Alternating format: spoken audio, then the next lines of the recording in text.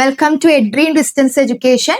അപ്പൊ ഇന്ന് നമ്മുടെ NIOS ബിസിനസ് സ്റ്റഡീസിലെ യൂണിറ്റ് 5 ജോയിന്റ് സ്റ്റോക്ക് കമ്പനി അല്ലെ. എന്താണ് ഒരു ജോയിന്റ് സ്റ്റോക്ക് കമ്പനി എന്ന് പറഞ്ഞിട്ടുണ്ടെങ്കിൽ നമുക്കറിയാം, ഒരു കമ്പനി എന്ന് പറയുമ്പോൾ നമ്മള് ഇതിനു മുന്നേ നമുക്ക് നമ്മുടെ ടെക്സ്റ്റ് ബുക്കിലെ 5 ഫോംസ് ഓഫ് ബിസിനസ് ഓർഗനൈസേഷനെ കുറിച്ചിട്ട് പറയുന്നുണ്ട്. പക്ഷെ നമുക്ക് എക്സാമിന് വരുന്ന ഒരു ചാപ്റ്റർ ആണ് കമ്പനി ഫോം ഓഫ് ബിസിനസ്. നമ്മൾ അത് മാത്രമാണല്ലോ ഫോക്കസ് ചെയ്യുന്നത്. അപ്പൊ നമുക്കറിയാം, ജോയിന്റ് സ്റ്റോക്ക് കമ്പനി എന്ന് പറഞ്ഞിട്ടുണ്ടെങ്കിൽ എന്താ,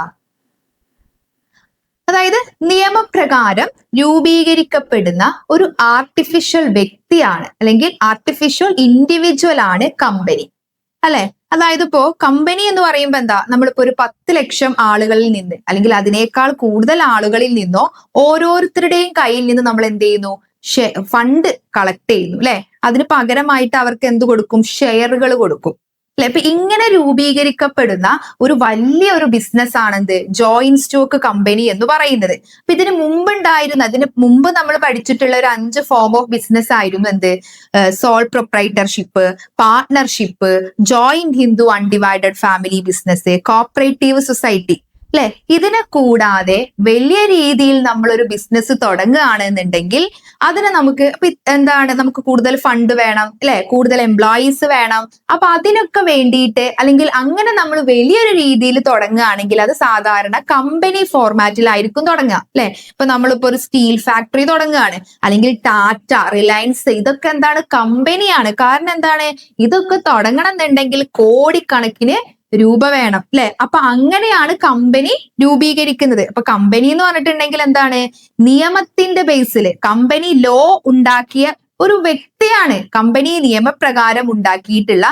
ഒരു പ്രത്യേക വ്യക്തിയാണ് എന്ത്, കമ്പനി എന്ന് പറയുന്നത്. ഒരു ആർട്ടിഫിഷ്യൽ പേഴ്സൺ ആണ് അല്ലെ. അതായത് ഇത് നിയമപ്രകാരം നമുക്ക് കമ്പനിയുടെ പേരിൽ അസറ്റുകൾ വാങ്ങാം, സ്വത്ത് വാങ്ങാം അല്ലെ, ബാങ്ക് അക്കൗണ്ട് തുറക്കാം, അതേപോലെ തന്നെ എന്താ, കേസ് കൊടുക്കാം, അതുപോലെ തന്നെ കേസുകൾ നേരിടാൻ പറ്റും. നിങ്ങൾ ശ്രദ്ധിച്ചിട്ടുണ്ടോ, നമ്മളിപ്പോ ഈ ടാറ്റ കമ്പനി, അതിന്റെ ഓണേഴ്സ് ഒരുപാട് ആളുകൾ ഉണ്ടായിരിക്കും. പക്ഷെ നമ്മൾ ടാറ്റ കമ്പനിയുടെ പേരിൽ എന്തെങ്കിലും കേസ് കൊടുക്കണം എന്നുണ്ടെങ്കിൽ ആ ഓണറിന്റെ പേരിലാണോ നമ്മൾ കേസ് കൊടുക്കുക? അല്ല, നമ്മൾ ആ ടാറ്റ എന്ന് പറഞ്ഞ കമ്പനിയുടെ പേരിലാണ് കേസ് കൊടുക്കുന്നത്.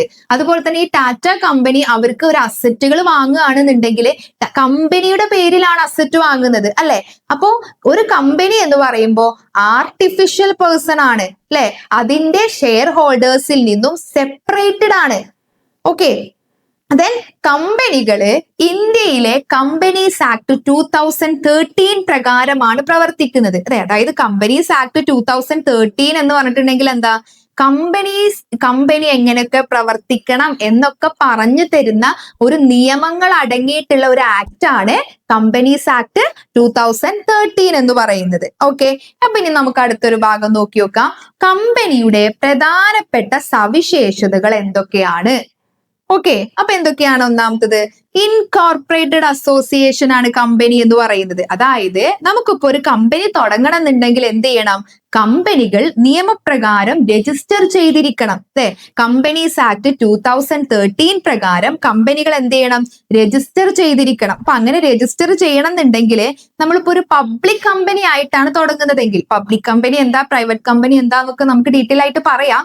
പബ്ലിക് കമ്പനി ആയിട്ടാണ് തുടങ്ങുന്നത് എങ്കിൽ മിനിമം അവിടെ 7 പേരെങ്കിലും വേണം.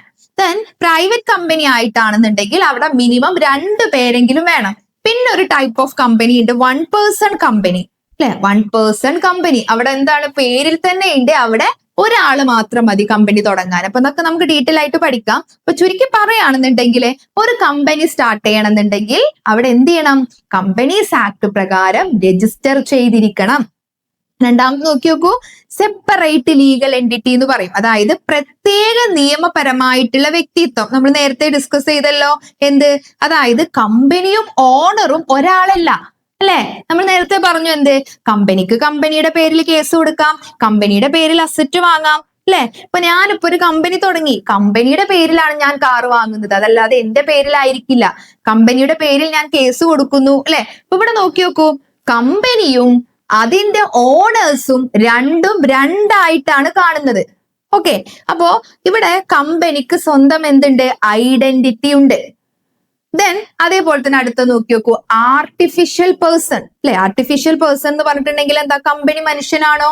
അല്ല, സാധാ മനുഷ്യന്മാരെ പോലെ കയ്യോ കാലോ ഉണ്ടോ, മീൻസ് ബ്രെയിൻ ഉണ്ടോ, അല്ലെ? അപ്പൊ അവിടെ കമ്പനി എങ്ങനെയാണ്? ഡയറക്ടേഴ്സ് മുഖേനയാണ് അവിടെ. കമ്പനിക്ക് സ്വന്തമായിട്ടൊരു, നമ്മൾ നേരത്തെ പറഞ്ഞു കമ്പനി വേറെ ആളുകൾ വേറെ എന്നൊക്കെ പറഞ്ഞു. എന്നിരുന്നാൽ പോലും കമ്പനിക്ക് ഒരു നാച്ചുറൽ പേഴ്സന്റെ പോലെ സംസാരിക്കാൻ പറ്റുന്നുണ്ടോ? ഇല്ല. കമ്പനിയുടെ തീരുമാനങ്ങളൊക്കെ എങ്ങനെ എടുക്കുക? ഡയറക്ടേഴ്സ് മുഖേനയാണ് കമ്പനി പ്രവർത്തിക്കുന്നത്, അല്ലെ? ഡയറക്ടേഴ്സ് ആണ് കമ്പനിക്ക് വേണ്ടിയിട്ട് സൈൻ ചെയ്യുന്നത്. അപ്പോ അത് കമ്പനി ഒപ്പിട്ട പോലെയാണ്. അതുകൊണ്ടാണ് പറയുന്നത് കമ്പനി എന്താണ്? ഒരു ആർട്ടിഫിഷ്യൽ പേഴ്സൺ ആണ്, നാച്ചുറൽ പേഴ്സൺ അല്ല. ദെൻ അതുപോലെ തന്നെ അടുത്ത് നോക്കി നോക്കൂ, പെർപെക്ച്വൽ സക്സീഷൻ, അല്ലെ? എന്താ അത് പറഞ്ഞിട്ടുണ്ടെങ്കിൽ, പെർപെക്ച്വൽ സക്സീഷൻ എന്ന് പറഞ്ഞിട്ടുണ്ടെങ്കിൽ എന്താ? സ്ഥിരമായിട്ടുള്ള ഒരു നിലനിൽപ്പ് ഉണ്ടാവും. അതായത് ഇപ്പോ കമ്പനിയിലെ ഷെയർ ഹോൾഡേഴ്സിൽ ആരെങ്കിലും മരിച്ചു എന്ന് വിചാരിച്ചോ, അതോട് കൂടിയിട്ട് ആ കമ്പനി അവസാനിക്കോ? ഇല്ല. അതായത് മെമ്പേഴ്സ് മരിച്ചാലും കമ്പനി കണ്ടിന്യൂ ചെയ്യും, അല്ലെ? ഒരു 100 ഷെയർ ഹോൾഡേഴ്സ് ഉണ്ടായിരുന്ന ഒരു കമ്പനിയിലെ ഒരു ഷെയർ ഹോൾഡർ മരിച്ചു, പുതിയൊരു ഷെയർ ഹോൾഡർ വരും, അല്ലെ? അപ്പൊ കമ്പനി അങ്ങനെ തുടർന്നു കൊണ്ടേയിരിക്കും. കമ്പനിക്ക് എന്നും ഒരു നിലനിൽപ്പ് ഉണ്ടായിരിക്കും. അതുപോലെ തന്നെ അടുത്ത നോക്കി നോക്കൂ, ഓഹരികൾ കൈമാറ്റം ചെയ്യാം. ഓഹരികൾ എന്ന് പറഞ്ഞാൽ എന്താ? ഷെയറുകൾ. കമ്പനി പൈസ കളക്ട് ചെയ്യുന്നത് എങ്ങനെയാണ്? കമ്പനിയുടെ ഷെയറുകൾ വിറ്റിട്ടാണ്, അല്ലെ? അപ്പൊ നമ്മളെ പോലെയുള്ള ആളുകൾ എന്ത് ചെയ്യുന്നു? ആ ഷെയറുകൾ വാങ്ങി കമ്പനിക്ക് ക്യാഷ് കൊടുക്കും, അല്ലെ? അപ്പൊ ഞാനിപ്പോ ഒരു കമ്പനിയുടെ ഷെയർ വാങ്ങി, ഞാൻ എന്ത് ചെയ്യാണ്? ഒരു പബ്ലിക് കമ്പനിയുടെ കയ്യിൽ നിന്നാണ് ഞാൻ ഷെയർ വാങ്ങിയത് എന്ന് വിചാരിച്ചോ, എനിക്ക് എന്ത് ചെയ്യാം? ആ ഷെയർ എനിക്ക് എന്ത് ചെയ്യാവുന്നതാണ്? വേറൊരാൾക്ക് കൊടുക്കാവുന്നതാണ്. ഓക്കെ, ദെൻ അല്ലെ? അതേപോലെ തന്നെ എന്താണ്? വേറൊരാൾക്ക് എനിക്ക് സ്റ്റോക്ക് എക്സ്ചേഞ്ച് വഴി എനിക്കത് കൈമാറാവുന്നതാണ്. അതുപോലെ തന്നെ ഇതിൽ ഇമ്പോർട്ടന്റ് ആയിട്ടുള്ള വേറൊരു പോയിന്റും കൂടെ ഉണ്ട്, കോമൺ സീല്. കമ്പനിക്ക് എന്തുണ്ട് എന്നറിയോ? കമ്പനിയുടെ കോമൺ സീൽ ഉണ്ട്. കോമൺ സീൽ എന്ന് പറഞ്ഞിട്ടുണ്ടെങ്കിൽ എന്താ? കമ്പനിയുടെ ഒരു ഒഫീഷ്യൽ സിഗ്നേച്ചർ ആണ് കോമൺ സീല്. കമ്പനിക്ക് കഴിയില്ല, അല്ലെ? സൈൻ ചെയ്യാൻ കഴിയുന്നില്ല. പകരം എന്ത് ചെയ്യും? ഒരു സീല് യൂസ് ചെയ്തിട്ടാണ് കമ്പനിയുടെ സിഗ്നേച്ചർ ഉറപ്പാക്കുന്നത്. ഓക്കെ, ദെൻ അതുപോലെ തന്നെ എന്താണ്? ലിമിറ്റഡ് ലൈബിലിറ്റി ആണ്, അല്ലെ? കമ്പനി ഇപ്പൊ നഷ്ടത്തിലായി എന്ന് വിചാരിച്ചോ, അതായത് ഒരു കമ്പനി നഷ്ടത്തിലായി, അപ്പൊ അതിന്റെ നഷ്ടം മൊത്തം അതിന്റെ ഓണേഴ്സ് ഏറ്റെടുക്കണോ? വേണ്ട. അതായത് ഇപ്പോ ഒരു ഓണറോട് കമ്പനി പറയാണ്, നിങ്ങൾ ഒരു 5 ലക്ഷം രൂപ തന്നാ മതി, പകരം നിങ്ങൾക്ക് 5 ലക്ഷം രൂപയുടെ ഷെയർ തരാന്ന്. ആ കമ്പനി നഷ്ടത്തിലായി, കമ്പനിക്ക് കോടിക്കണക്കിന് രൂപയുടെ നഷ്ടം വന്നു. പക്ഷെ ഞാനിപ്പോ ഒരു 5 ലക്ഷം മാത്രമാണ് കമ്പനിക്ക് കൊടുക്കാന്ന് പറഞ്ഞിട്ടുള്ളത്. അപ്പൊ എന്റെ ബാധ്യത എന്താണ്? കമ്പനിക്ക് എത്ര നഷ്ടം വന്നാലും ഞാൻ കൊടുക്കാനുള്ള ക്യാഷ് എത്രയാണോ അത് കൊടുത്താൽ മതി. അതുകൊണ്ടാണ് പറയുന്നത് ലിമിറ്റഡ് ലൈബിലിറ്റി, അതായത് പരിമിതമായിട്ടുള്ള ബാധ്യതയേ ഉള്ളൂ മെമ്പേഴ്സിന് കമ്പനിയോട് എന്ന് പറയുന്നത്. ഇപ്പൊ സാധാരണ നമ്മൾ ഒറ്റയ്ക്ക് ഒരു ബിസിനസ് തുടങ്ങുകയാണെന്നുണ്ടെങ്കിൽ, നമ്മൾ ഒരു ചെറിയൊരു കട ഇട്ടു, അല്ലെ? അപ്പൊ ആ കടയിൽ നമ്മളൊരു ബിസിനസ് തുടങ്ങുകയാണെന്നുണ്ടെങ്കിൽ അവിടെ നമുക്ക് ഇപ്പോ നഷ്ടം വന്നിട്ടുണ്ട് എന്നുണ്ടെങ്കിൽ അതിന്റെ ഉത്തരവാദിത്വം മൊത്തം ആരെ ഏറ്റെടുക്കേണ്ടി വരും? ആ ഒരാള് ഏറ്റെടുക്കേണ്ടി വരും. അത് എത്ര കോടിക്കണക്കിന് നഷ്ടമാണെന്നുണ്ടെങ്കിലും. പക്ഷെ ഒരു കമ്പനി ആയിട്ട് തുടങ്ങുകയാണെങ്കിൽ അതിലെ ഷെയർ ഹോൾഡറിന് എന്തു മാത്രമേ നഷ്ടമുള്ളൂ? എത്ര രൂപയാണോ അയാൾ തരാമെന്ന് പറഞ്ഞത് അത് മാത്രമേ നഷ്ടം വരുന്നുള്ളൂ. ദെൻ ഇനി നമുക്ക് അടുത്ത നോക്കി നോക്കാം, കൈൻഡ്സ് ഓഫ് കമ്പനി, അല്ലെ? കമ്പനികളുടെ തരങ്ങൾ, ടൈപ്സുകൾ. ഇപ്പൊ പ്രധാനമായിട്ടും കമ്പനികളെ നമുക്ക് പ്രൈവറ്റ് കമ്പനി എന്നും പബ്ലിക് കമ്പനി എന്നും അങ്ങനെ രണ്ടായിട്ട് തരംതിരിക്കാം. ഇപ്പൊ ഇവിടെ നമുക്ക് ഈ പ്രൈവറ്റ് കമ്പനി എന്ന് പറയുമ്പോ എന്താ? എല്ലാവർക്കും വേണ്ടിയിട്ടുള്ള കമ്പനിയാണോ? അല്ലെങ്കിൽ അങ്ങനെയല്ല. അതായത് കുറച്ച് ആളുകൾ മാത്രം ഉണ്ടാക്കുന്ന കമ്പനിയാണ് എന്ത്? പ്രൈവറ്റ് കമ്പനി എന്ന് പറയുന്നത്, അല്ലെ? കുറച്ച് സുഹൃത്തുക്കൾ ഒരുമിച്ച് ചേർന്ന് ഒരു കമ്പനി ഉണ്ടാക്കുകയാണെങ്കിൽ അത് പ്രൈവറ്റ് കമ്പനിയാണ്. ഓക്കെ, അപ്പൊ ഈ പ്രൈവറ്റ് കമ്പനിയുടെ പ്രത്യേകത എന്തൊക്കെയാണ് നോക്കി നോക്കൂ. പരമാവധി 2 മെമ്പേഴ്സേ പ്രൈവറ്റ് കമ്പനിയിൽ ഉണ്ടാവാൻ പാടുള്ളൂ. കുറഞ്ഞത് മിനിമം 2 മെമ്പേഴ്സ് എങ്കിലും ഒരു പ്രൈവറ്റ് കമ്പനി സ്റ്റാർട്ട് ചെയ്യണമെന്നുണ്ടെങ്കിൽ അവിടെ ഉണ്ടായിരിക്കണം. ഇനി മാക്സിമം 200 പേര്, അതിനെ കൂടുതലാവാൻ പാടില്ല. അതിനേക്കാളും കൂടുതൽ മെമ്പേഴ്സ് വരികയാണെങ്കിൽ അത് എന്തായി മാറി? പബ്ലിക് കമ്പനിയായി മാറി. ഓക്കെ, ദെൻ അതുപോലെ തന്നെ എന്താണ്? ഒരു പ്രൈവറ്റ് കമ്പനിയുടെ ഷെയർ എന്റെ കയ്യിൽ ഉണ്ടെങ്കിൽ എന്റെ ഇഷ്ടത്തിനനുസരിച്ച് എനിക്കത് വേറൊരാൾക്ക് കൈമാറാൻ പറ്റൂല. എനിക്കത് വേണ്ടാന്ന് വിചാരിച്ചോ, പക്ഷെ അത് വേണ്ടാന്ന് വെക്കണം എന്നുണ്ടെങ്കിൽ അതിന് ഒരുപാട് റൂൾസും റെഗുലേഷൻസ് ഒക്കെ ഞാൻ ഫോളോ ചെയ്യണം. അങ്ങനെ നമുക്ക് തോന്നിയ പോലെ എനിക്കിത് വേണ്ട, ഞാൻ വേറൊരാൾക്ക് കൊടുക്കാണെന്ന് പറഞ്ഞിട്ട് വിൽക്കാൻ പറ്റൂല. ദെൻ അതേപോലെ തന്നെ പബ്ലിക്കിൽ നിന്ന്, അല്ലെ? ഇപ്പൊ നമ്മുടെ ഈ ടാറ്റോ ഒക്കെ പോലെ അവര് പബ്ലിക്കിൽ നിന്ന് ഷെയറുകൾ സ്വീകരിക്കാൻ കഴിയില്ല. അപ്പൊ ഇതൊക്കെയാണ് ഒരു പ്രൈവറ്റ് കമ്പനിയുടെ ഫീച്ചേഴ്സ്. ഇനി നമ്മളൊരു പബ്ലിക് കമ്പനിയിലേക്ക് വരികയാണെന്നുണ്ടെങ്കിലോ, ഇപ്പോ ഒരു വ്യക്തിക്ക് പബ്ലിക് കമ്പനി തുടങ്ങണം എന്നുണ്ടെങ്കിൽ മിനിമം അവിടെ 7 പേരെങ്കിലും വേണം. ഓക്കെ, ദെൻ പിന്നെ മാക്സിമം എത്ര വേണമെങ്കിലും ആവാം. ഓക്കെ, ദെൻ അതുപോലെ തന്നെ എന്ത് ചെയ്യാം, ഇപ്പൊ ഒരു പബ്ലിക് കമ്പനിക്ക് ഫണ്ടിന്റെ ഇഷ്യൂ വന്നു, അവർക്ക് എന്ത് ചെയ്യാം, പബ്ലിക്കിനോട് പൈസ ചോദിക്കാം, പകരം എന്ത് ചെയ്യാം, അവരുടെ കമ്പനിയുടെ ഷെയറുകൾ ഇഷ്യൂ ചെയ്യാം. അപ്പൊ എന്ത് ചെയ്യും, ഇപ്പൊ നമ്മളെ പോലെയുള്ള ജനങ്ങൾക്ക് എന്ത് ചെയ്യാം, ഈ പബ്ലിക് കമ്പനിയുടെ ഷെയറുകൾ ഷെയർ മാർക്കറ്റിൽ നിന്ന് വാങ്ങാം. ഓക്കെ, അതേപോലെ തന്നെ എന്ത് ചെയ്യാം, ഇപ്പൊ ഒരു പബ്ലിക് കമ്പനിയുടെ ഷെയർ ഞാൻ വാങ്ങിയിട്ടുണ്ടെങ്കിൽ എനിക്ക് ഏത് സമയത്ത് വേണമെങ്കിലും ഒരു ഷെയർ മാർക്കറ്റിൽ പോയിട്ട് എനിക്കത് വിൽക്കാം. അതോ അവിടുത്തെ ഡയറക്ടേഴ്സിനോട് കൂടി ആലോചിക്കൊന്നും വേണ്ട. ഓക്കെ, അപ്പൊ ഇതിൽ നിന്ന് നിങ്ങൾക്ക് മനസ്സിലാക്കാൻ പറ്റുന്നുണ്ടായിരിക്കും, പ്രധാനമായിട്ടും നിങ്ങൾക്ക് എക്സാമിന് വരുന്ന ഒരു ക്വസ്റ്റ്യൻ ആണ് difference between private company and public company. Okay, അപ്പൊ അതിന്റെ അടിസ്ഥാനത്തിൽ നിങ്ങൾ എന്ത് ചെയ്യുക, പബ്ലിക് കമ്പനിയുടെയും പ്രൈവറ്റ് കമ്പനിയുടെയും ഡിഫറൻസ് ഇപ്പൊ തന്നെ നിങ്ങൾക്ക് ക്ലിയർ ആയിട്ടുണ്ടായിരിക്കും. ഓക്കെ, ദെൻ ഇനി നമുക്ക് അടുത്തത് നോക്കി നോക്കാം. അതുപോലെ തന്നെ വേറൊരു കമ്പനിയും കൂടെ ഉണ്ട്, ടൈപ്പ് ഓഫ് കമ്പനി, നമ്മുടെ 1 person കമ്പനി എന്ന് പറഞ്ഞൊരു കമ്പനിയും കൂടെ ഉണ്ട്. അതുപോലെ തന്നെ സ്മാൾ കമ്പനി ഉണ്ട്. 1 person കമ്പനി എന്ന് പറയുമ്പോൾ ഒരൊറ്റ വ്യക്തി മാത്രമേ ഉണ്ടായിരിക്കുള്ളൂ, അതിന്റെ ഡയറക്ടർ എന്ന് പറയുന്നത്, അല്ലെ. അതേപോലെ തന്നെ എന്താണ് ഇപ്പൊ ഒരു അതിന്റെ മറ്റു കമ്പനികളുടേതുപോലെ 1 person കമ്പനിയിൽ ആനുവൽ ജനറൽ മീറ്റിംഗ് വേണ്ട. അതുപോലെ തന്നെ മറ്റു കമ്പനികൾ തയ്യാറാക്കുന്ന പോലെ ക്യാഷ് ഫ്ലോ സ്റ്റേറ്റ്മെന്റ് തയ്യാറാക്കേണ്ട, ഡയറക്ടേഴ്സ് മാത്രം ആനുവൽ റിട്ടേൺ ഒപ്പിട്ടാൽ മതി, വർഷത്തിൽ 2 ബോർഡ് മീറ്റിംഗ് മതി. അങ്ങനെയൊക്കെ ഉണ്ട് 1 person കമ്പനീനെ കുറിച്ച് പറയാൻ. പിന്നെ അതുപോലെ തന്നെ സ്മാൾ കമ്പനി ഉണ്ട്. സ്മാൾ കമ്പനിയും നമ്മുടെ പ്രൈവറ്റ് കമ്പനി പോലെ തന്നെയാണ്, ചെറിയ കമ്പനിയാണ്. ഈ സ്മാൾ കമ്പനിയുടെ പ്രത്യേകത എന്താന്ന് വെച്ചിട്ടുണ്ടെങ്കിൽ ഒരിക്കലും ഈ സ്മാൾ കമ്പനിയുടെ ഷെയർ ക്യാപിറ്റൽ 50 ലക്ഷത്തിന് കൂടുതലാവാൻ പാടില്ല. 50 ലക്ഷത്തിന് കൂടുതലായിട്ടുണ്ടെങ്കിൽ അതിനെ നമ്മൾ പിന്നീട് എന്ത് പറയില്ല, സ്മാൾ കമ്പനി എന്ന് പറയില്ല. അതേപോലെ തന്നെ സ്മാൾ കമ്പനിയിൽ നിന്ന് കിട്ടുന്ന റിട്ടേൺ, അതായത് പ്രോഫിറ്റ്, ടേൺ ഓവർ ഒരിക്കലും 2 കോടിക്ക് മുകളിലാവരുത്. ഇപ്പൊ 2 കോടിക്ക് മുകളിൽ പോവുകയാണെങ്കിൽ അതിനെ നമുക്ക് ഒരിക്കലും എന്ത് ചെയ്യാൻ പറ്റൂല, സ്മാൾ കമ്പനി എന്ന് പറയാൻ പറ്റൂല. ഓക്കെ, അപ്പൊ ഇത്രയും കാര്യങ്ങളാണ് ഇതിന്റെ ടൈപ്സ് ഓഫ് കമ്പനിയിൽ വരുന്നത്. ഓക്കെ, ദെൻ ഇനി നമുക്ക് അടുത്തൊരു ഭാഗം നോക്കി നോക്കാം. ഈ ജോയിന്റ് സ്റ്റോക്ക് കമ്പനിയെ കുറിച്ചിട്ടാണ് നമ്മളിപ്പോ ഡിസ്കസ് ചെയ്യുന്നത്, അല്ലെ. അതായത് നമ്മളൊരു കമ്പനി രൂപത്തിൽ ഒരു ബിസിനസ് തുടങ്ങുകയാണെങ്കിൽ നമുക്ക് ഉണ്ടാവുന്ന ഗുണങ്ങൾ എന്തൊക്കെയാണ്, അതിനെ കുറിച്ചിട്ടാണ് ഇനി പറയാൻ പോകുന്നത്. എന്തൊക്കെയാ നോക്കി നോക്കൂ. നമ്മളിപ്പോ ഒരു അതായത് നമ്മൾക്കിപ്പോ വേണമെങ്കിൽ ചെറിയൊരു, അതായത് സോൾ പ്രൊപ്പറേറ്റർഷിപ്പ്, ഒരാൾക്ക് ഒറ്റക്കായിട്ടൊരു ബിസിനസ് തുടങ്ങാം, പാർട്ട്ണർഷിപ്പ് ഫേമിൽ ഒരു ബിസിനസ് തുടങ്ങാം, കോപ്പറേറ്റീവ് സൊസൈറ്റി മോഡലിൽ നമുക്കൊരു ബിസിനസ് തുടങ്ങാം. നമ്മളിപ്പോ ഒരു കമ്പനി ഫോമിൽ തുടങ്ങുകയാണെങ്കിൽ നമുക്ക് ഉണ്ടാവുന്ന ഗുണങ്ങൾ എന്തൊക്കെയായിരിക്കും? നമുക്ക് വലിയൊരു എമൗണ്ട് ക്യാപിറ്റൽ വേണമെന്നുണ്ടെങ്കിൽ നമ്മൾ കമ്പനി ഫോർമാറ്റിൽ തുടങ്ങുന്നതായിരിക്കും നല്ലത്. രണ്ടാമത്തെ ഫീച്ചർ ആണ് എന്ത്, ഈ കമ്പനിയിലുള്ള മെമ്പേഴ്സിനെ ലിമിറ്റഡ് ലൈബിലിറ്റി ആണ്. നമ്മൾ നേരത്തെ ഡിസ്കസ് ചെയ്തിട്ടുണ്ടായിരുന്നു, കമ്പനിക്ക് എത്ര നഷ്ടം വന്നിട്ടുണ്ടെങ്കിലും അതിന് എത്രയാണോ ഒരു ഷെയർ ഹോൾഡർ ആ കമ്പനിയിലേക്ക് കൊടുക്കാം എന്ന് പറഞ്ഞ പണം അത് മാത്രം കൊടുത്താൽ മതി. ദെൻ പിന്നെ അതുപോലെ തന്നെ എന്താണ്, ശാശ്വതമായിട്ടുള്ള നിലനിൽപ്പ്, അല്ലെ. അതായത് ഇപ്പൊ ഒരു കമ്പനിക്ക് ഷെയർ ഹോൾഡേഴ്സ് എന്ത് ചെയ്യാണ്, ഒരു കമ്പനിയുടെ ഷെയർ ഹോൾഡേഴ്സ് മരിച്ചുപോയി, അപ്പൊ എന്ത് ചെയ്യും, കമ്പനി അവിടെ അവസാനിക്കുന്നുണ്ടോ? ഇല്ല, കമ്പനി കണ്ടിന്യൂ ചെയ്യും, പകരം വേറൊരു ഷെയർ ഹോൾഡർ വരും. ദെൻ അതുപോലെ തന്നെ പ്രൊഫഷണൽ മാനേജ്മെന്റ്.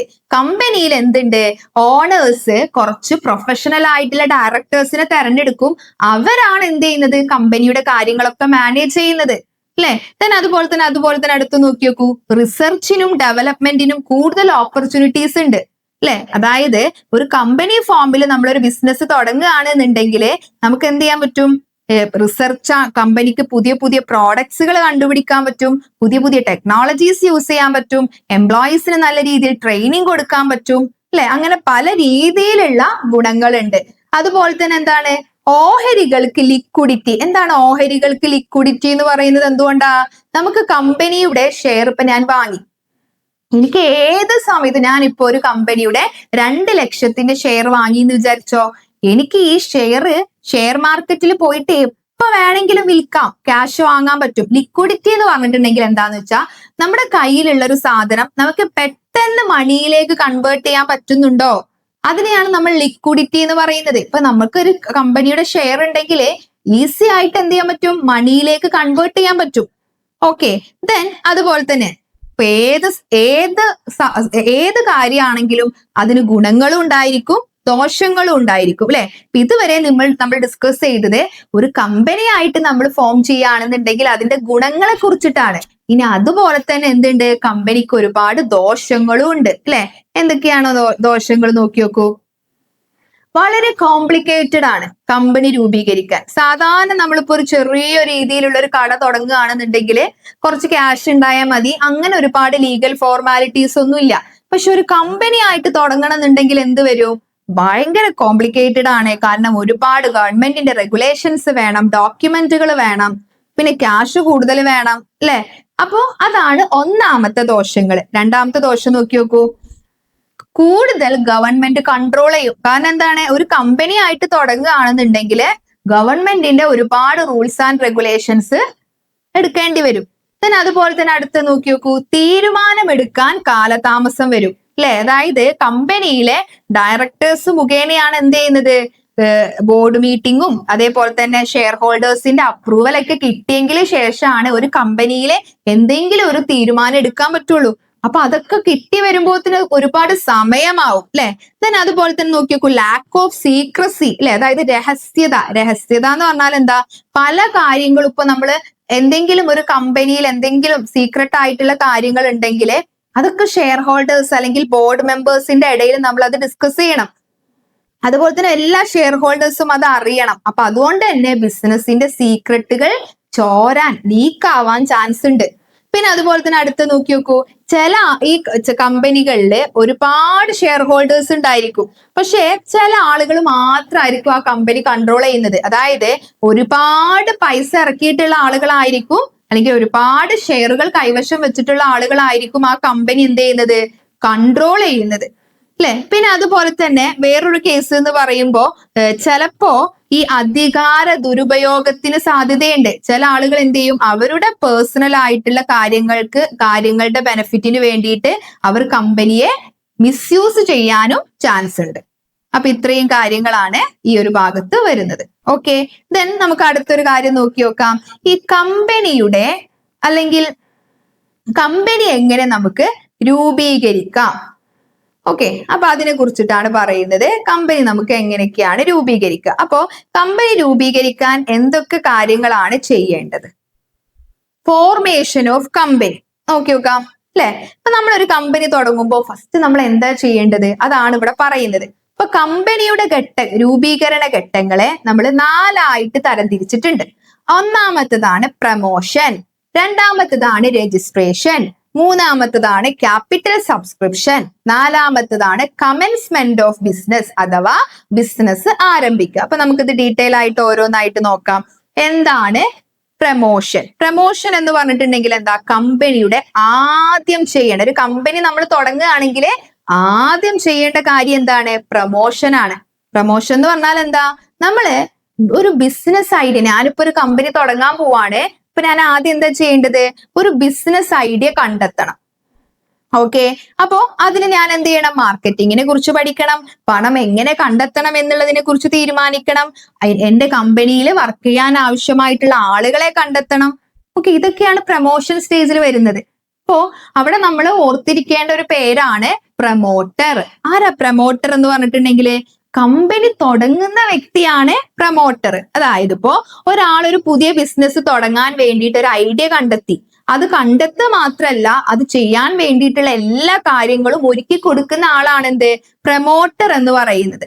ഓക്കെ, ഇനി രണ്ടാമത്തെ സ്റ്റേജ് ആണ് രജിസ്ട്രേഷൻ. ഇപ്പൊ നമ്മുടെ കയ്യിൽ പ്ലാനിങ് ആയി, കമ്പനി തുടങ്ങേണ്ട എല്ലാ കാര്യങ്ങളൊക്കെ സെറ്റായി, ഇനി നമ്മൾ അത് എന്ത് ചെയ്യണം, രജിസ്റ്റർ ചെയ്യണം അല്ലെ. രണ്ടാമത്തെ സ്റ്റേജ് എന്താണ്, അപ്പോ രജിസ്ട്രേഷൻ. ഇപ്പൊ നമ്മൾ എന്ത് ചെയ്യണം, കമ്പനി ഒരു സ്ഥാപനം കമ്പനി ആയിട്ട് അംഗീകരിക്കണം എന്നുണ്ടെങ്കിൽ എന്ത് ചെയ്യണം, അത് ഒരു രജിസ്ട്രാർ മുഖേന കമ്പനി നിയമപരമായിട്ട് രജിസ്റ്റർ ചെയ്യണം.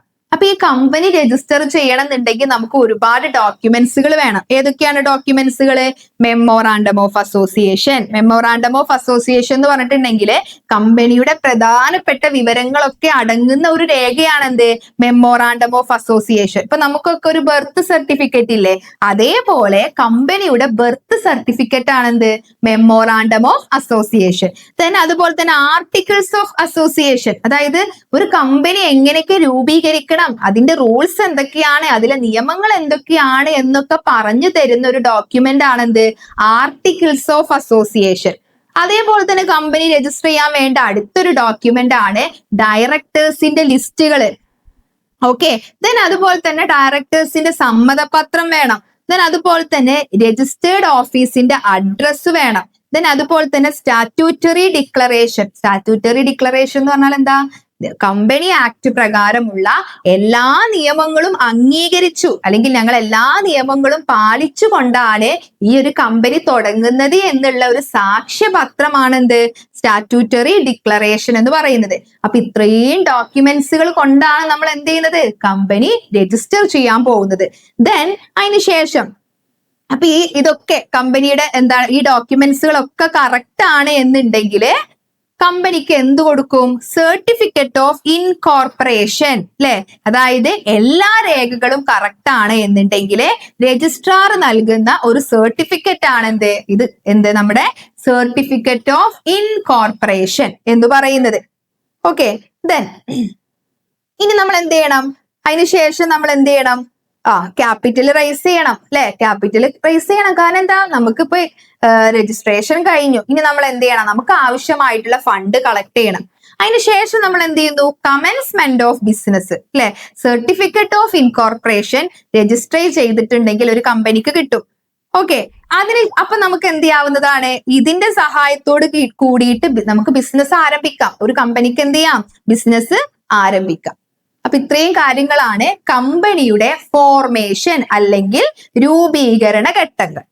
ഓക്കെ, ഇനി നമുക്ക് അടുത്തൊരു പോയിന്റ് നോക്കി നോക്കാം. Multinational company, MNC. നിങ്ങൾക്ക് അറിയണ്ടായിരിക്കും, നിങ്ങൾ പല ടൈപ്സ് ഓഫ് മൾട്ടിനാഷണൽ കമ്പനീനെ കുറിച്ചിട്ട് കേട്ടിട്ടുണ്ടായിരിക്കും, അല്ലെ? എന്താണ് MNC എന്ന് പറഞ്ഞിട്ടുണ്ടെങ്കിൽ? ഒരു കമ്പനി ഒരു രാജ്യത്ത് രജിസ്റ്റർ ചെയ്തിട്ടുണ്ടായിരിക്കും, എന്നിട്ടോ പല രാജ്യങ്ങളിലും അതിന്റെ ബിസിനസ് നടത്തും. അതാണ് മൾട്ടിനാഷണൽ കമ്പനി എന്ന് പറയുന്നത്. ഒരു എക്സാമ്പിൾ ആയിട്ട് പറയുകയാണെങ്കിൽ നമ്മുടെ കൊക്കക്കോള, സോണി, അല്ലെ? അതേപോലെ തന്നെ ഹ്യുണ്ടായി, ഇവരൊക്കെ എന്താ ചെയ്യുന്നത്? അവര് ഒരു രാജ്യത്ത് രജിസ്റ്റർ ചെയ്തിട്ടുണ്ടായിരിക്കും, എന്നിട്ട് അവരുടെ പ്രവർത്തനങ്ങളൊക്കെ പല രാജ്യങ്ങളിലും നടത്തും, അല്ലെ? അപ്പൊ ഇതിനെയാണ് മൾട്ടിനാഷണൽ കമ്പനി എന്ന് പറയുന്നത്. ഇതിന്റെ കുറച്ച് പ്രത്യേകതകൾ നോക്കി നോക്കൂ. എന്തൊക്കെയാണ് മൾട്ടിനാഷണൽ കമ്പനിയുടെ ഫീച്ചേഴ്സ്? ഒന്നാമത്തതാണ് നമ്മുടെ ആഗോള പ്രവർത്തനം, അല്ലെ? വേൾഡ് വൈഡ് ബിസിനസ് ആണ്. ഒരു രാജ്യത്ത് മാത്രമാണോ അവർ ബിസിനസ് ചെയ്യുന്നത്? അല്ല, പല പല രാജ്യങ്ങളിലും അവര് ബിസിനസ് ചെയ്യുന്നുണ്ട്. അതുപോലെ തന്നെ എന്താണ്? സെൻട്രലൈസ്ഡ് മാനേജ്മെന്റ് അഥവാ കേന്ദ്ര ഭരണ സംവിധാനം. അതായത് ഹെഡ് ഓഫീസ് ഒരു രാജ്യത്തായിരിക്കും അവരുടെ ഹെഡ് ഓഫീസ്, മറ്റു രാജ്യങ്ങളിലൊക്കെ അവരുടെ ബ്രാഞ്ചുകളായിരിക്കും, അല്ലെ? അപ്പൊ ഈ ഹെഡ് ഓഫീസിന്റെ നിർദ്ദേശപ്രകാരമാണ് മറ്റു ബ്രാഞ്ചുകളൊക്കെ പ്രവർത്തിക്കുന്നത്. ഇപ്പൊ ഇന്ത്യയിൽ രജിസ്റ്റർ ചെയ്തിട്ടുള്ള ഒരു കമ്പനി അവരുടെ ഹെഡ് ഓഫീസ് ഇന്ത്യയിലായിരിക്കും. അപ്പൊ അവരുടെ പല ബ്രാഞ്ചുകളും പല രാജ്യങ്ങളിൽ വർക്ക് ചെയ്യുന്നുണ്ടെങ്കിലും ഈ ഹെഡ് ഓഫീസിന്റെ നിയമങ്ങൾക്കനുസരിച്ചും അതുപോലെ തന്നെ നിർദ്ദേശങ്ങൾക്കനുസരിച്ചായിരിക്കും ഈ ബ്രാഞ്ചുകൾ പ്രവർത്തിക്കുന്നത്. അതുപോലെ തന്നെ ബെറ്റർ ക്വാളിറ്റി പ്രോഡക്റ്റ്. ഇപ്പൊ പല രാജ്യങ്ങളിലും നമ്മൾ ബിസിനസ് നടത്തുന്നത് കൊണ്ട് തന്നെ വളരെ ക്വാളിറ്റി ഉള്ള പ്രോഡക്റ്റുകളായിരിക്കും ഈ മൾട്ടിനാഷണൽ കമ്പനി ബിസിനസ് നടത്തുന്നത്, അല്ലെ? അതേപോലെ തന്നെ നമുക്കറിയാം മൾട്ടിനാഷണൽ കമ്പനി പൊതുവെ എന്താണ്? ലാർജ് സൈസ് ആണ്, അല്ലെ? അവരുടെ മാർക്കറ്റ് ഒരു ലോക്കൽ മാർക്കറ്റ് മാത്രമല്ല, ഇന്റർനാഷണൽ മാർക്കറ്റ് ആണ്. അതുപോലെ തന്നെ അത്തരത്തിലുള്ള കമ്പനികൾ വലിയ വലിയ അഡ്വർടൈസ്മെന്റുകളായിരിക്കും കൊടുക്കുക. അപ്പൊ ഇത്രയും കാര്യങ്ങളാണ് അതിന്റെ ഫീച്ചേഴ്സ് എന്ന് പറയുന്നത്. ഓക്കെ, ഇനി നമുക്ക് ഇതിന്റെ ഗുണങ്ങളെ കുറിച്ച് പറയുകയാണെങ്കിൽ, MNCയുടെ ഗുണങ്ങളെ കുറിച്ച് പറയുകയാണെങ്കിൽ നമുക്ക് ഇങ്ങനെ പറയാം. മൾട്ടിനാഷണൽ കമ്പനികളായിട്ട് തുടങ്ങുകയാണെന്നുണ്ടെങ്കിൽ നമുക്ക് ഒരുപാട് വിദേശ നിക്ഷേപങ്ങൾ വരും, അല്ലെ? പുതിയ പുതിയ എംപ്ലോയ്മെന്റ് ഓപ്പർച്യൂണിറ്റീസുകൾ ഉണ്ടാവും, പുതിയ ടെക്നോളജീസ് ലഭിക്കും, അല്ലെ? അതുപോലെ തന്നെ എക്സ്പോർട്ട് കൂടും, ഇങ്ങനെയൊക്കെ, അല്ലെ? അതുപോലെ തന്നെ നല്ല കോമ്പറ്റീഷൻ ഉണ്ടാവും. ഇനി ഇതിന്റെ ലിമിറ്റേഷൻസ് പറയുകയാണെങ്കിലോ, നമ്മൾ ഈ പൊതുവേ മൾട്ടിനാഷണൽ കമ്പനികളെ സ്വന്തം ലാഭം മാത്രമേ നോക്കുള്ളൂ. ഈ മൾട്ടിനാഷണൽ കമ്പനികൾ കൂടുതൽ ഉണ്ടായിട്ടുണ്ടെങ്കിൽ നമ്മുടെ നാട്ടിലെ ചെറിയ കമ്പനികൾക്കൊക്കെ അവർക്ക് കൂടുതൽ ഏൺ ചെയ്യാൻ പറ്റൂല അല്ലെ. പിന്നെ അതുപോലെ തന്നെ നമ്മുടെ ഇപ്പൊ നോക്കിയോ കൊക്കക്കോള നമ്മുടെ നാട്ടിൽ വിൽക്കുന്നു, അതൊക്കെ നമ്മുടെ ഒരു ഇന്ത്യൻ സംസ്കാരത്തിന് ചേർന്നതാണോ അങ്ങനത്തെ ഒരു ഡ്രിങ്ക്സ്? അല്ല. അപ്പൊ നമ്മുടെ സംസ്കാരങ്ങളിലൊക്കെ മാറ്റങ്ങൾ വരുത്താന് എന്ത് വരും? ഈ ഒരു മൾട്ടിനാഷണൽ കമ്പനികൾക്ക് കഴിയും. അപ്പൊ അത് അതിന്റെ ഒരു ലിമിറ്റേഷൻ ആണ്. ദെൻ അടുത്ത പോയിന്റ് നോക്കി നോക്കാം, ജോയിന്റ് വെഞ്ചർ ആൻഡ് PPP അല്ലെ. അതായത് ജോയിന്റ് വെഞ്ചർ എന്ന് പറഞ്ഞിട്ടുണ്ടെങ്കിൽ എന്താ? ജോയിന്റ് വെഞ്ചർ അതായത് രണ്ടോ അതിലധികമോ കമ്പനികൾ ചേർന്ന് ഒരു പുതിയ ബിസിനസ് തുടങ്ങുന്നതിനെയാണ് എന്ത് വിളിക്കുന്നത്? ജോയിന്റ് വെഞ്ചർ എന്ന് പറയുന്നത്. ഇപ്പൊ നോക്കി നോക്കൂ, നമ്മുടെ മാരുതിയും സുസുക്കിയും ഇത് 2 കമ്പനികളായിരുന്നു. അവർ രണ്ടുപേരും ഒരുമിച്ച് പുതിയൊരു കമ്പനി തുടങ്ങി. അതെന്താ? മാരുതി സുസുക്കി അല്ലെ. അതൊരു ജോയിന്റ് വെഞ്ചർ ആണ്. ഈ ജോയിന്റ് വെഞ്ചർ എന്ന് പറയുമ്പോ അതിന്റെ ജോയിന്റ് വെഞ്ചർ ആയിട്ട് തുടങ്ങിയിട്ടുണ്ടെങ്കിലുള്ള ഗുണം എന്താണ്? പുതിയ ടെക്നോളജീസ്, 2 കമ്പനികളുടെയും പുതിയ ടെക്നോളജീസ് ലഭിക്കും.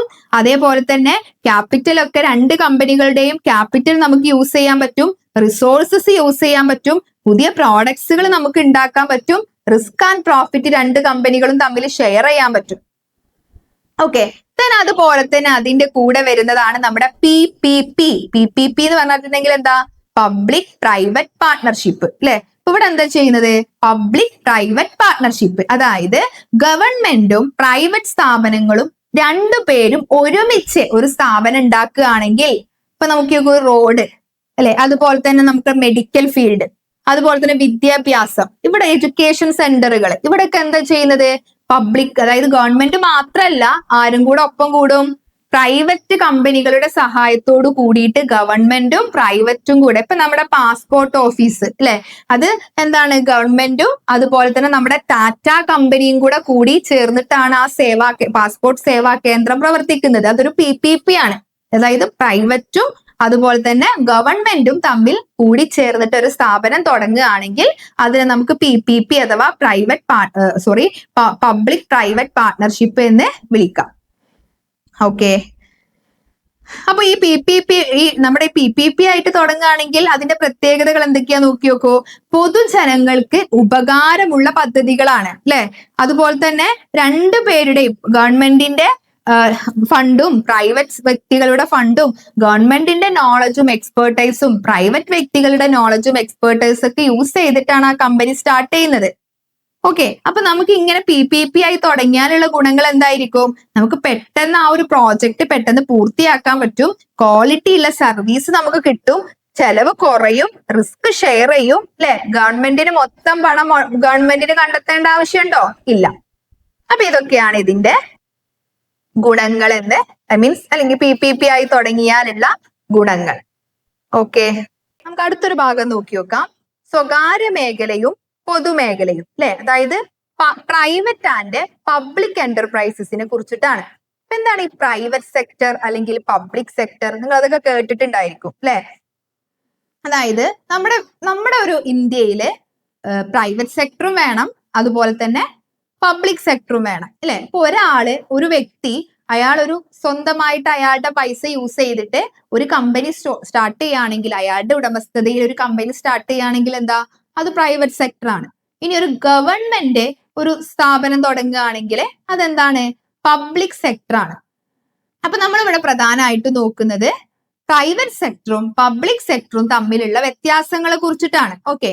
ഇപ്പൊ ഒരു രാജ്യം ഡെവലപ്പ് ചെയ്യണമെങ്കിൽ, ഒരു രാജ്യം വികസിക്കണം എന്നുണ്ടെങ്കിൽ ഇത് രണ്ടും ആവശ്യമാണ് അല്ലെ. ഇപ്പൊ പ്രൈവറ്റ് സെക്ടർ എന്ന് പറയുമ്പോൾ നമുക്കറിയാം അവരുടെ മെയിൻ ഉദ്ദേശം എന്ന് പറയുമ്പോൾ എന്താ? ലാഭം മാത്രമാണ് അല്ലെ. അതായത് അവർ പുതിയ ബിസിനസ് തുടങ്ങും, പുതിയ എംപ്ലോയ്മെന്റ് ഓപ്പർച്യൂണിറ്റികൾ ഉണ്ടാക്കും. അവരുടെ മെയിൻ ലക്ഷ്യം എന്ന് പറഞ്ഞിട്ടുണ്ടെങ്കിൽ ലാഭം നേടുക എന്നുള്ളതാണ്. പക്ഷെ ഒരു പബ്ലിക് സെക്ടർ എന്ന് പറയുമ്പോൾ, അതായത് ഗവൺമെന്റ് ഉണ്ടാക്കുന്ന ഒരു സെക്ടർ ആണെന്നുണ്ടെങ്കിലോ അത് പ്രധാനമായിട്ടും ജനങ്ങൾക്ക് സർവീസ് കൊടുക്കാൻ വേണ്ടിയിട്ടാണ് അല്ലെ. അതേപോലെ തന്നെ പൊതുജനങ്ങളുടെ സേവനത്തിന് വേണ്ടിയിട്ടും സാമൂഹികമായിട്ടുള്ള ക്ഷേമത്തിന് വേണ്ടിയിട്ടൊക്കെയാണ് ഈ പബ്ലിക് സെക്ടർ സ്ഥാപനങ്ങൾ ഗവൺമെന്റ് ഉണ്ടാക്കുന്നത്. അപ്പൊ ഇതുവഴി എല്ലാവർക്കും ഈ തുല്യ ഓപ്പർച്യൂണിറ്റീസ്, എല്ലാവർക്കും ഒരേപോലെ ജീവിക്കാനുള്ള ഒരു അവകാശം ഗവൺമെന്റ് നൽകുകയാണ്. ഇപ്പൊ നോക്കി നോക്കൂ, നമ്മുടെ ഇന്ത്യൻ റെയിൽവേ അതെന്താണ്? ഒരു പബ്ലിക് സെക്ടർ ആണ്. അതായത് അതൊരു പ്രൈവറ്റ് സെക്ടർ ഏറ്റെടുത്തിട്ടുണ്ട് എന്നുണ്ടെങ്കിൽ സാധാരണക്കാരായ ആളുകൾക്ക് കുറഞ്ഞ റേറ്റിൽ യാത്ര ചെയ്യാൻ ബുദ്ധിമുട്ടാണ്. അപ്പൊ നമ്മുടെ രാജ്യത്ത് പബ്ലിക് സെക്ടറും വേണം, പ്രൈവറ്റ് സെക്ടറും വേണം. പബ്ലിക് സെക്ടർ ഉണ്ടെങ്കിൽ മാത്രമാണ് സാധാരണക്കാർക്കും എന്ത് ചെയ്യാൻ പറ്റുള്ളൂ, മറ്റുള്ളവരെ പോലെ ജീവിക്കാനുള്ള ഒരു ഓപ്പർച്യൂണിറ്റി ഉണ്ടാവുള്ളൂ. അപ്പൊ ഇതാണ് ഇത് തമ്മിലുള്ള മെയിൻ വ്യത്യാസം എന്ന് പറയുന്നത്. അപ്പൊ ഇവിടെ നോക്കി നോക്കാം, നമ്മുടെ ഈ പ്രൈവറ്റ് സെക്ടർ എന്ന് പറഞ്ഞിട്ടുണ്ടെങ്കിൽ നമ്മൾ ഡിസ്കസ് ചെയ്തു, പ്രോഫിറ്റ് ആണ് ലക്ഷ്യം. അതുപോലെ തന്നെ പ്രൈവറ്റ് മാനേജ്മെന്റ് ആയിരിക്കും, പ്രൈവറ്റ് ഫിനാൻസ് ആയിരിക്കും, പ്രൈവറ്റ് അക്കൗണ്ടബിലിറ്റി ആയിരിക്കും എന്നൊക്കെ പറഞ്ഞു അല്ലെ. ദെൻ പബ്ലിക് സെക്ടർ എന്ന് പറയുമ്പോൾ എന്താണ്, ഗവൺമെന്റിന്റെ ഉടമസ്ഥതയിലുള്ള. അപ്പൊ അവിടെ ശ്രദ്ധിക്കണം, ചില സ്ഥാപനങ്ങള് ഗവൺമെന്റ് മാത്രമായിരിക്കില്ല, ആരും കൂടെ ഉണ്ടാവും, പ്രൈവറ്റും കൂടെ കൂടി ചേർന്നിട്ടായിരിക്കും. അപ്പൊ ഇവിടെ നമുക്കൊരു സ്ഥാപനത്തിന് അതൊരു പബ്ലിക് സെക്ടർ ആണോ അല്ലയോ എന്ന് എങ്ങനെയാ നമ്മൾ പറയാ, ആ ഒരു സ്ഥാപനത്തിന്റെ 51% ഷെയറുകൾ അല്ലെങ്കിൽ 51% ക്യാപിറ്റല് ഗവൺമെന്റ് ആണ് കൊടുക്കുന്നത് എങ്കിൽ, അങ്ങനെയാണെങ്കിൽ ആ ഒരു സ്ഥാപനത്തിനെ നമുക്ക് എന്ത് വിളിക്കാം, അതൊരു പബ്ലിക് സെക്ടർ ആണെന്ന് വിളിക്കാം. അപ്പൊ പബ്ലിക് സെക്ടർ ആവണമെന്നുണ്ടെങ്കിൽ എന്താ വേണ്ടത്, ഗവൺമെന്റ് 51%മോ അതിലധികമോ ഷെയറുകൾ കൈവശം വെച്ചിരിക്കണം. ഓക്കെ, ഇപ്പൊ എക്സാമ്പിൾ ആയിട്ട് പറയുകയാണെങ്കിൽ നമ്മുടെ ഇന്ത്യൻ ഓയില്, NTPC, ഗെയില് അല്ലെ, അതുപോലെ തന്നെ ചിലത് ഗവൺമെന്റ് മാത്രം നടത്തുന്ന സ്ഥാപനങ്ങളുണ്ട്. അതായത് ഇപ്പോ ഫുൾ ഫണ്ടും ഗവൺമെന്റ് അങ്ങനെ. അപ്പൊ അതിന് എക്സാമ്പിൾസ് ആണ് നമ്മുടെ റെയിൽവേ അല്ലെ, അതുപോലെ തന്നെ അറ്റോമിക് എനർജി, ഇങ്ങനെയുള്ള കുറച്ച് കാര്യങ്ങൾ. ഈ പബ്ലിക് സെക്ടർ എന്റർപ്രൈസസിന് അല്ലെങ്കിൽ പബ്ലിക് സെക്ടറിന്റെ പ്രത്യേകതകൾ എന്താണ്, സ്റ്റേറ്റ് ഓണർഷിപ്പ്, അതായത് ഗവൺമെന്റ് ആണ് അതിന്റെ ഉടമസ്ഥര് അല്ലെ, ഗവൺമെന്റ് ആണ് അതിലേക്കുള്ള പൈസ ഇറക്കുന്നത്. പ്രധാനമായിട്ടും ലാഭം എന്നുള്ളതിനേക്കാൾ അപ്പുറത്തേക്ക് സോഷ്യൽ വെൽഫെയർ ആൻഡ് ഒബ്ജക്റ്റീവ് അല്ലെ, ജനങ്ങൾക്ക് നല്ല സേവനം നൽകാൻ വേണ്ടിയിട്ടാണ് ഇത്തരത്തിലുള്ള സ്ഥാപനങ്ങള് ഗവൺമെന്റ് ഉണ്ടാക്കുന്നത് അല്ലെ. പിന്നെ ഈ പബ്ലിക് സെക്ടർ എന്റർപ്രൈസസിൽ എന്ത് സംഭവിച്ചാലും ഗവൺമെന്റ് അതിന് പാർലമെന്റിനോട് എന്ത് ചെയ്യണം, ഉത്തരം പറയണം. ഓക്കെ, ദെൻ ഇപ്പൊ അതുപോലെ തന്നെ നമ്മളിപ്പോ ഒരു പബ്ലിക് സെക്ടർ എന്റർപ്രൈസസ് രൂപീകരിക്കുമ്പോൾ ഒരുപാട് ഗവൺമെന്റിന്റെ നിയമങ്ങൾ നമ്മൾ പാലിക്കണം. ഓക്കെ, അപ്പൊ ഇത്രയും കാര്യങ്ങളാണ് ഈ പബ്ലിക് സെക്ടറും പ്രൈവറ്റ് സെക്ടറും തമ്മിലുള്ള ഒരു ഡിഫറൻസ്, അല്ലെങ്കിൽ ഇതുമായി ബന്ധപ്പെട്ട കുറച്ച് കാര്യങ്ങൾ. ഇനി നമ്മൾ പറയാൻ പോകുന്നത് ഈ പൊതുമേഖലാ സ്ഥാപനങ്ങളുടെ രൂപങ്ങൾ, അതായത് form of public sector enterprises. അപ്പൊ നമുക്കറിയാം, നമ്മളിപ്പോ ഡിസ്കസ് ചെയ്യുന്നത് പൊതുമേഖലാ സ്ഥാപനങ്ങളുടെ രൂപങ്ങളെ കുറിച്ചിട്ടാണ്. ഓക്കെ, അപ്പൊ ഇവിടെ ഇപ്പൊ ഒരു ഗവൺമെന്റ് പ്രധാനമായിട്ടും എന്തുകൊണ്ടാണ് നമ്മുടെ നാട്ടിലെ പൊതുമേഖലാ സ്ഥാപനങ്ങൾ പബ്ലിക് സെക്ടർ വേണമെന്ന് പറയുന്നത്, നമ്മുടെ നാട്ടിലെ വ്യവസായം വികസിക്കണം എന്നുണ്ടെങ്കിൽ, തൊഴിലവസരങ്ങൾ ഉണ്ടാവണം എന്നുണ്ടെങ്കിൽ, അതുപോലെ തന്നെ ഡെവലപ്മെന്റ് ഉണ്ടാവണം എന്നുണ്ടെങ്കിൽ, അതുപോലെ തന്നെ പൊതുജനങ്ങളുടെ ക്ഷേമം, സാമ്പത്തിക സമത്വം, ഇറക്കുമതി കുറച്ചിട്ട് കയറ്റുമതിയെ പ്രോത്സാഹിപ്പിക്കണം എന്നുണ്ടെങ്കിൽ ഒക്കെ ആര് വേണം, നമ്മുടെ പബ്ലിക് സെക്ടർ അഥവാ പൊതുമേഖലാ സ്ഥാപനങ്ങള് വേണം. ഓക്കെ, അപ്പൊ ഇവിടെ നമ്മള് ഈ ഫോം ഓഫ് പബ്ലിക് സെക്ടർ എന്ന് പറയുന്ന ഭാഗത്ത് പല രീതിയിലുള്ള പബ്ലിക് സെക്ടർ സ്ഥാപനങ്ങൾ ഉണ്ട്. ഏതൊക്കെയാണ്, ഡിപ്പാർട്ട്മെന്റൽ അണ്ടർടേക്കിങ്സ്, അതുപോലെ തന്നെ statutory corporation, government company. Okay, ഇപ്പൊ ഇവിടെ ഡിപ്പാർട്ട്മെന്റൽ അണ്ടർടേക്കിങ്സ് എന്ന് പറഞ്ഞിട്ടുണ്ടെങ്കിൽ എന്താണ്, നമ്മുടെ അതായത് ഒരു ഗവൺമെന്റ് എന്താണ്, ഒരു ഡിപ്പാർട്ട്മെന്റ് വെച്ചിട്ട്, ഒരു വകുപ്പ് വെച്ചിട്ട് നേരിട്ട് നടത്തുന്ന സ്ഥാപനമാണ് ഡിപ്പാർട്ട്മെന്റൽ അണ്ടർടേക്കിങ്സ്. അതായത് അതിന്റെ എല്ലാ കാര്യങ്ങളും നോക്കുന്നത് ഗവൺമെന്റ് ആണ് അല്ലെ. ഫോർ എക്സാമ്പിൾ ആയിട്ട് നമ്മുടെ ഇന്ത്യൻ റെയിൽവേ വകുപ്പ് നിങ്ങൾ കേട്ടിട്ടില്ലേ, അതുപോലെ തന്നെ തപാൽ വകുപ്പ്, അതുപോലെ തന്നെ നമ്മുടെ ആയുധ നിർമ്മാണ ഫാക്ടറികൾ, ഇതൊക്കെ എന്താ, ഗവൺമെന്റ് ഒരു വകുപ്പ് വെച്ചിട്ട് ഒരു മന്ത്രിനെ അതിനായിട്ട് നിയമിച്ചിട്ടാണ് അത്തരത്തിലുള്ള സ്ഥാപനങ്ങളൊക്കെ തുടങ്ങുന്നത്. അതേപോലെ തന്നെ നമ്മുടെ അടുത്തതാണ് എന്ത്, നമ്മുടെ സ്റ്റാറ്റ്യൂട്ടറി അല്ലെ. സ്റ്റാറ്റ്യൂട്ടറി എന്ന് പറയുമ്പോ എന്താണ്, നമ്മളിപ്പോ ഒരു ഗവൺമെന്റ് സ്ഥാപനം, അത് സാധാരണ ഒരു നമ്മുടെ ഡിപ്പാർട്ട്മെന്റൽ അണ്ടർടേക്കിങ്സ് ഒരു സാധാരണ ഒരു സർക്കാർ ഓഫീസ് പോലെയുള്ള സ്ഥാപനങ്ങളാണ്. പക്ഷേ സ്റ്റാറ്റ്യൂട്ടറി എന്ന് പറയുമ്പോൾ എന്താ, അതിന് സ്വന്തമായിട്ടുള്ള നിയമവും സ്വന്തമായിട്ടുള്ള മാനേജ്മെന്റും സ്വന്തമായിട്ടുള്ള എംപ്ലോയീസും ഒക്കെ ഉണ്ട്. അങ്ങനെയുള്ള സ്ഥാപനങ്ങളെയാണ് സ്റ്റാറ്റ്യൂട്ടറി കോർപ്പറേഷൻ എന്ന് പറയുന്നത്. അപ്പൊ സ്റ്റാറ്റ്യൂട്ടറി കോർപ്പറേഷൻ എന്ന് പറഞ്ഞിട്ടുണ്ടെങ്കിൽ പാർലമെന്റോ അതുപോലെ തന്നെ സംസ്ഥാന നിയമസഭയോ ഒരു പ്രത്യേക നിയമം, ഒരു സ്പെഷ്യൽ ആക്ട് പാസ്സാക്കി രൂപീകരിക്കുന്ന ഒരു സർക്കാർ സ്ഥാപനമാണ് എന്ത്, സ്റ്റാറ്റ്യൂട്ടറി കോർപ്പറേഷൻ എന്ന് പറയുന്നത്. ഓക്കെ, ദെൻ ഇനി അതേപോലെ തന്നെ വേറൊരു ഫോം ഓഫ് പബ്ലിക് സെക്ടറും കൂടെ ഉണ്ട്, നമ്മുടെ ഗവൺമെന്റ് കമ്പനി അല്ലെ. ഗവൺമെന്റ് കമ്പനി എന്ന് പറയുമ്പോൾ ഒരു കമ്പനിയുടെ 51% അല്ലെങ്കിൽ അതിലധികം ഓഹരികള് ഗവൺമെന്റിന്റെ കയ്യിലാണെങ്കിൽ അതിനെ നമുക്ക് എന്ത് വിളിക്കാം? ഗവൺമെന്റ് കമ്പനി എന്ന് വിളിക്കാം. ഓക്കെ, അപ്പൊ ഇവിടെ ഗവൺമെന്റ് കമ്പനി എന്ന് പറയുമ്പോൾ എന്താണ്? കമ്പനീസ് ആക്ട് 2013 പ്രകാരം രജിസ്റ്റർ ചെയ്ത കമ്പനികളാണ്. ഇതിലെ കേന്ദ്ര ഗവൺമെന്റും സംസ്ഥാന ഗവൺമെന്റും 51%-ലധികം ഷെയറുകൾ അവർ കൈവശം വെച്ചിട്ട് ബാക്കി ഇനി ആർക്ക് കൊടുക്കുകയാണ്? പ്രൈവറ്റ് വ്യക്തികൾക്ക് കൊടുക്കുകയാണെങ്കിലും അതിനെ നമുക്ക് എന്ത് വിളിക്കാം? ഗവൺമെന്റ് കമ്പനി എന്ന് വിളിക്കാം. അപ്പൊ ഇത്രയും കാര്യങ്ങളാണ് ഈ ഫോംസ് ഓഫ് ബിസിനസ് ഓർഗനൈസേഷനിൽ പറയുന്നത്. ഏതൊക്കെയാണ് forms of business organisation? Statutory company ഉണ്ട്, അതുപോലെ തന്നെ ഡിപ്പാർട്ട്മെന്റൽ അണ്ടർടേക്കിംഗ്സ് ഉണ്ട്, അതുപോലെ തന്നെ വേറൊന്നാണ് നമ്മുടെ ഗവൺമെന്റ് കമ്പനികൾ. ഓക്കെ, ദെൻ അപ്പൊ ഈ ഒരു ചാപ്റ്റർ നമ്മൾ പഠിച്ചത് എന്താണ്? ഒരു വലിയ രീതിയിൽ നമ്മളൊരു ബിസിനസ് സ്റ്റാർട്ട് ചെയ്യുകയാണെങ്കിൽ ഏറ്റവും അനുയോജ്യമായിട്ടുള്ള ഒരു ഫോം എന്ന് പറയുന്നത് എന്താണ്? നമ്മുടെ കമ്പനി ഫോം ആണ് അല്ലെ. അപ്പൊ ഈ കമ്പനി ഫോം ആയിട്ട് നമ്മളൊരു ബിസിനസ് തുടങ്ങുകയാണെങ്കിൽ നമുക്ക് നല്ല രീതിയിൽ ക്യാപിറ്റൽ കിട്ടും, അതേപോലെ തന്നെ പ്രൊഫഷണൽ മാനേജ്മെന്റ് ഉണ്ടായിരിക്കും, നമുക്ക് കണ്ടിന്യൂസ് ആയിട്ട് സ്ഥിരമായിട്ട് നിലനിൽക്കാം, ഇതൊക്കെയാണ്. അതുപോലെ തന്നെ നിയമപരമായിട്ടുള്ള നടപടികളും സർക്കാർ നിയന്ത്രണങ്ങളും പാലിച്ചിട്ടായിരിക്കണം കമ്പനി പ്രവർത്തിക്കേണ്ടത്. അപ്പൊ ഇന്ത്യ വളരെ നല്ല രീതിയിൽ ഡെവലപ്പായി പോകണം എന്നുണ്ടെങ്കിൽ കമ്പനികൾക്ക് അതിലെ നിർണായക പങ്കുണ്ട്. ഓക്കെ, അപ്പൊ നമ്മൾ ഈ ഒരു ചാപ്റ്ററിൽ പഠിക്കുന്നത് എന്തൊക്കെയാണ്? എന്താണ് ജോയിന്റ് സ്റ്റോക്ക് കമ്പനി, എന്താണ് പ്രൈവറ്റ് കമ്പനി, എന്താണ് പബ്ലിക് കമ്പനി, എന്താണ് സ്മാൾ കമ്പനി, എന്താണ് 1% കമ്പനി, ഇതിന്റെ ഒക്കെ ഫീച്ചേഴ്സും മെറിറ്റ്സും ഡിമെറിറ്റ്സിനെ കുറിച്ച് പറയുന്നുണ്ട്. ദെൻ അതേപോലെ തന്നെ MNC കമ്പനികൾ, മൾട്ടിനാഷണൽ കമ്പനികളും അതിന്റെ ഫീച്ചേഴ്സ്, മെറിറ്റ്സ്, ഡിമെറിറ്റ്സിനെ കുറിച്ചൊക്കെ നമ്മൾ പറയുന്നു.